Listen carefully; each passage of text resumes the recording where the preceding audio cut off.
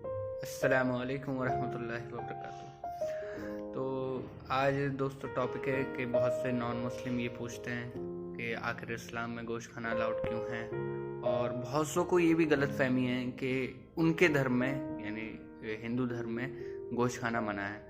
तो मैं आज जो है वो लॉजिक से भी बताऊंगा, साइंटिफिक भी बताऊंगा कि साइंस इस बारे में क्या कहती है गोश्त खाने के लिए, और इस्लाम में कहाँ अलाउड है और हिंदू धर्म में कहाँ अलाउड है गोश्त खाना। तो सबसे पहले जो मैं बात शुरू करता हूँ अपनी, वो ये कहता हूँ कि देखिए, एक मुसलमान बहुत अच्छा मुसलमान रह सकता है शुद्ध शाकाहारी रहकर भी।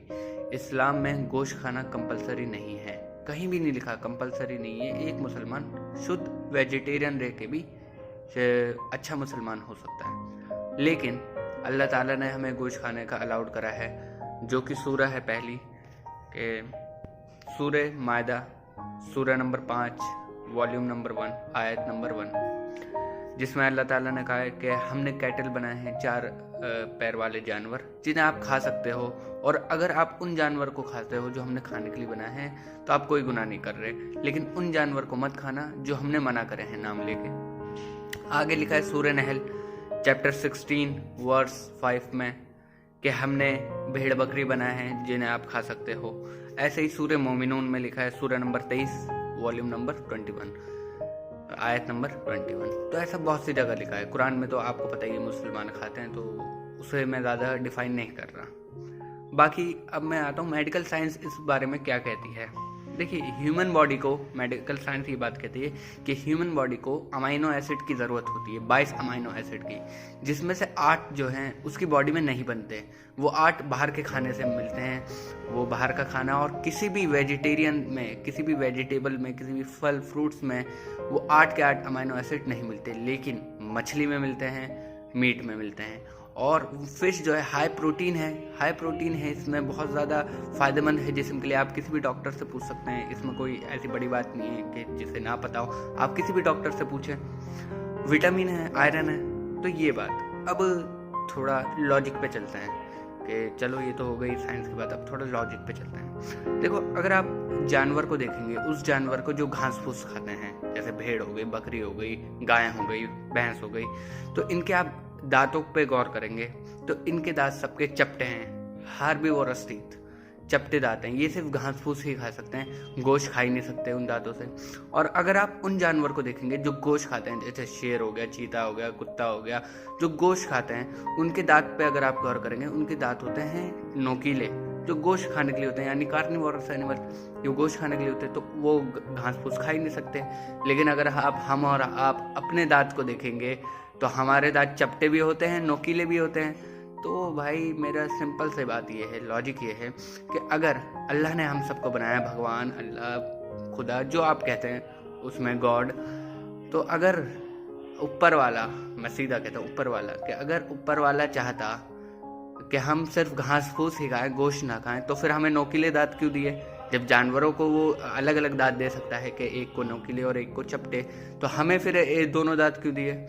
दूसरी बात, अगर आप घास खाने वाले जानवर को देखेंगे, जैसे गाय वाएँ, ये सब कुछ, तो इनका जो डाइजेस्टिव सिस्टम होता है वो सिर्फ और सिर्फ घास फूस ही हजम कर सकते हैं, गोश्त को हजम कर ही नहीं सकते।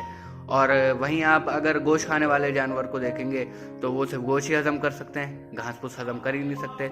लेकिन हम इंसान, हमारे अंदर गोश्त भी हजम हो सकता है और घास फूस भी। तो वही सवाल कि अगर ऊपर वाला चाहता, अगर अल्लाह चाहता कि हम सिर्फ घास फूस ही खाएं, तो फिर हमें दोनों डाइजेस्टिव सिस्टम क्यों दिए? तो ये थोड़ा लॉजिक से था। अब ये गलत फहमी, तीसरी बात, कि हिंदू धर्म में मना है गोश्त खाना। तो पहली मैं बताता हूँ, मनुस्मृति में लिखा है अध्याय 5 श्लोक 30 में चैप्टर 5 वर्स नंबर 30 के ऊपर वाले ने यानी खुदा ने कुछ जानवर खाने के लिए बनाए हैं और कुछ खा जाने के लिए। तो अगर तुम उन जानवर को खाते हो जो खाने के लिए बनाए हैं तो तुम कोई गुनाह नहीं कर रहे। आगे लिखा है मनुस्मृति अध्याय 5 श्लोक 31 में कि अगर आप पूजा के लिए कोई जानवर का कत्ल करते हो, पूजा के लिए, तो आप कोई गुनाह नहीं कर रहे। आगे फिर लिखा है Manusmriti chapter 5 verse number 39 to 40 कि खुदा ने कुछ सेक्रीफाइस एनिमल बनाए हैं जो सेक्रीफाइस के लिए हैं। तो अगर आप उन जानवरों को खाते हो जो सेक्रीफाइस के लिए बनाए गए हैं तो आप कोई गुनाह नहीं कर रहे। ऐसे ही मैं बहुत सारे हवाले दे सकता हूँ। ऋग्वेद में लिखा है, book number 10 hymn number 85 verse number 13, कि आप वो ऋग्वेद में ये लिखा है जो अभी मैंने बताया, बुक 10 हिम 85 वर्स नंबर 13, कि आप काऊ भी खा सकते हैं। तो बहुत हवाले दे सकता हूँ। बाकी ये सब जो मैंने बताया, मनुस्मृति, ऋग्वेद, ये बहुत से हिंदुओं ने कम पढ़ी होती हैं या बहुत सौ ने पढ़ी नहीं होती। तो मैं उसके बारे में बताता हूँ जो पढ़ी होती हैं। पहला, महाभारत तो सभी ने पढ़ी होगी, ऐसा कोई नहीं होगा जिसने महाभारत नहीं पढ़ी। तो महाभारत में अगर आप देखेंगे, अनुशासन पर्व चैप्टर नंबर 88, उसमें लिखा है, युधिष्ठिर जो पांडव के सबसे बड़े भाई होते हैं, युधिष्ठिर भीष्म से पूछते हैं कि हम यज्ञ में, पूजा में ऐसा क्या दें जो हमारे पूर्वज, हमारे बाप दादा खुश हो जाएं, हमसे संतुष्ट हो जाएं, ऐसा क्या दें यज्ञ में, पूजा में। तो भीष्म क्या कहते हैं युधिष्ठिर से कि अगर तुम यज्ञ में, पूजा में वेजिटेबल्स दोगे, राइस दोगे, घास फूस दोगे, तो हमारे बाप दादा 1 महीने के लिए संतुष्ट हो जाएंगे। अगर तुम फिश दोगे तो 2 महीने के लिए, अगर तुम गोश्त दोगे तो 3 महीने के लिए, अगर खरगोश दोगे तो 4 महीने के लिए, अगर बकरी दोगे तो 5 महीने के लिए, अगर सूअर दोगे तो 6 महीने के लिए, अगर बर्ड दोगे तो 7 महीने के लिए, अगर हिरन दोगे तो 8 महीने के लिए, और ऐसे ही चलता रहता है ये। और एंड में कहते हैं अगर तुम भैंस दोगे तो 11 महीने के लिए, और अगर काऊ दोगे, गायें दोगे तो पूरे 1 साल के लिए तुमसे संतुष्ट हो जाएंगे, और अगर राइनोसोरस दोगे तो पूरी जिंदगी के लिए संतुष्ट हो जाएंगे। तो हिंदू धर्म में भी, किताबों में अलाउड है गोश्त खाना, ऐसा कहीं नहीं है कि मना है। बाकी आप इस बात पर आते हैं कि आखिर हिंदू लोग और बाकी लोग जो हिंदू नहीं भी है, जो क्रिश्चियन है या कोई और धर्म के हैं, वो आखिर वेजिटेरियन क्यों हो गए। तो वो इस वजह से हो गए कि जैनिज्म जो है उसमें लिखा है कि जानवर मत खाओ, क्योंकि किसी भी जीव की हत्या करना गलत है। ये मैं भी मानता हूँ, हर कोई मानता है कि हाँ भाई किसी भी जीव की हत्या करना गलत है।